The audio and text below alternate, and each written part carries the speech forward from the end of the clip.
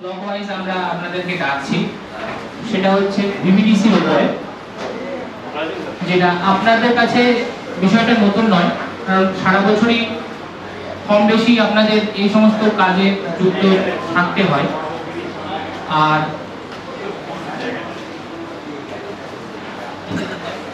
এবার আপনারা জানেন যে এবার বর্ষাটা খুব বেশি হয়েছে, এলাকার মানুষকে ডেঙ্গুর থেকে মুক্তি দেওয়া, এটা তার কি ভূমিকা সেটা নিয়ে যেমন আলোচনা হবে, এবং আলোচনা হবে আমাদের সরকারি আধিকারিক যারা আছেন, পিএ সেক্রেটারি, এনএস, তাদের কি ভূমিকা সেটা নিয়ে।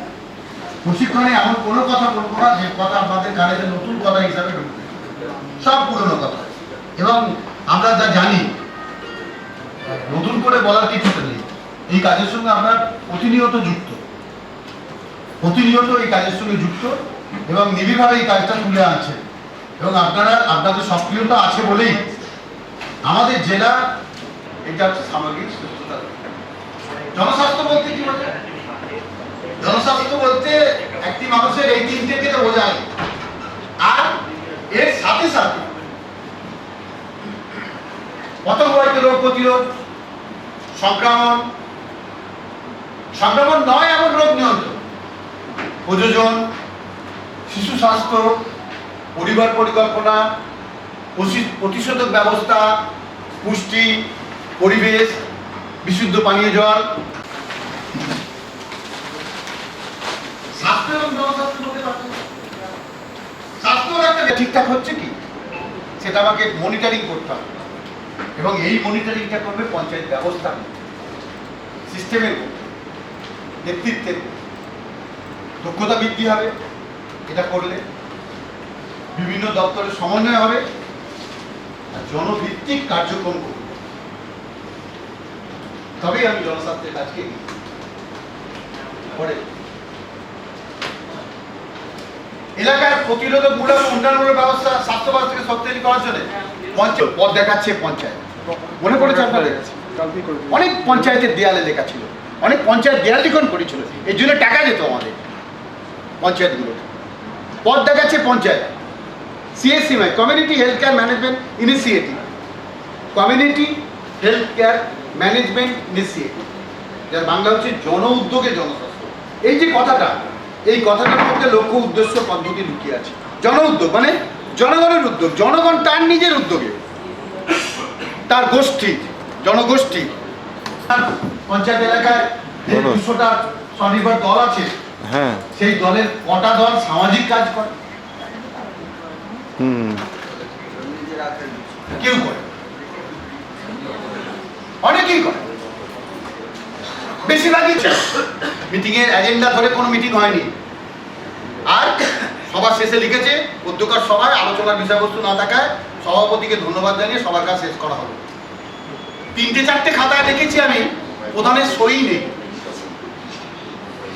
প্রধান সই করেনি, ফাঁকা। জুলাইয়ে ফাঁকা, আগস্টে ফাঁকা, সেপ্টেম্বরে ফাঁকা, অক্টোবরে ফাঁকা। আমি জিজ্ঞেস করছি কি ব্যাপার, আপনি ছিলেন? বলে আমি ছিলাম তো। সই করেননি কেন? সই না করলেই তো প্রমাণ হবে আপনি ছিলেন না, দুধে জল মেশানো হয়েছে। বলে এই যে ভুল হয়ে গেছে, এটি করবেন না, অনুরোধ। আমরা জেলা থেকে যারা যাবো, শান্তিদা যদি থাকে যে পঞ্চায়েতে, সন্টু যদি থাকে, আমি পারবো কোনো রিপোর্ট লিখে আসতে বা রিপোর্ট দিতে? আপনাকে উত্তর দিতে হবে। খুব মনিটরিং চলছে।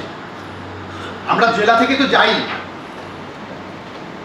স্টেট থেকে মনিটরিং টিম হয়েছে, যারা হঠাৎ ঢুকে যাচ্ছে। চতুর্থ শনিবারে সভাটা হচ্ছে, এটা পঞ্চায়েত। স্বাস্থ্য দপ্তরে কে থাকবে? স্বাস্থ্য দপ্তর থাকবে স্বাস্থ্য। সেই কর্মসূচি রূপায়ণের জন্য আমাদের ডিস্ট্রিক্ট থেকে নির্ধারিত অর্ডার অনুযায়ী প্রত্যেকটা পঞ্চায়েতে আমাদের টিম আছে, গল্পটা বলে সেই টিম সেল আছে, সিডি খেয়েছো? খাওয়া হয়ে গেছে? আমাদের শরীরে কোনো ভাইরাস বা ব্যাকটেরিয়া না খেয়ে চুল কাটতে যাচ্ছে? বাইরে থেকে কোনো জীবাণু আমার শরীরে ঢুকবে, আমার শরীরকে জানিয়ে দেওয়া যে তোমার শরীরে একটা জীবাণু ঢুকেছে, তুমি এবার তার এগেইনস্টে তোমার ইমিউনিটি পাওয়ার তৈরি করো, তুমি তার সাথে লড়াই করো। মানে আমরা প্রত্যেক দিন ধরুন অনেক অনিয়ম করি, কিন্তু প্রত্যেক দিন তো আমরা অসুস্থ হই না, তাই না? কারণ আমার বডির একটা ডিফেন্স মানে একদম সিস্টেম আছে যে সিস্টেমটা আমার রোগ প্রতিরোধ ক্ষমতাকে মানে তৈরি রাখছে সবসময় লড়াই করার জন্য। তো ভাইরাসটা কি করে, ভাইরাসটা CD4 সেলকে গিয়ে ডাইরেক্ট অ্যাটাক করে, CD4 সেলের মধ্যে গিয়ে ঢোকে CD4 সেলের মধ্যে ও নিজের সংখ্যা বাড়ায়, তারপর CD4 সেলটাকে নষ্ট করে ও আরো CD4 যখন বেরোলো, একজন ঢুকলো 100টা বেরোলো, তাহলে 100টা কি হবে, 100টা CD4 কে অ্যাটাক করবে যতক্ষণ না ওকে মেডিসিন। কিন্তু CD4 এর সেলের মধ্যে ওর সংখ্যাটা বাড়াতে দেয় না, সংখ্যাটা না বাড়াতে পারলে ও CD4 সেল থেকে বেরোতে পারে। আর ওষুধটা যদি কেউ নিয়মিত খায় তাহলে ভাইরাসটা ওর শরীরে বাচ্চাটাকে মা ব্রেস্টফিডিং করাবে কি করবে, তো বাচ্চাটা সেটা 3 মাস 6 সপ্তাহ খেতে পারে আর আপনার 12 সপ্তাহ খেতে পারে। এবার বাচ্চা যখন জন্মাবে, বাচ্চা তো খাবে, বাচ্চা তো পৃথিবীতে এসেছে, তো মাকে আমরা সবসময় বলি যে মাকে ব্রেস্টফিডিং করো, বাচ্চাকে বুকের দুধই খাওয়ানো, কারণ বুকের দুধের বিকল্প বলে কিছু নেই, ঠিক আছে। এটা যেরকম এইচআইভি ভাইরাসকে মা শরীরে থেকে বাচ্চা শরীরে আনছে, সেরকম আরো অনেক ভাইরাস কি আছে যেগুলো কিন্তু মা বুকের দুধ বাচ্চাকে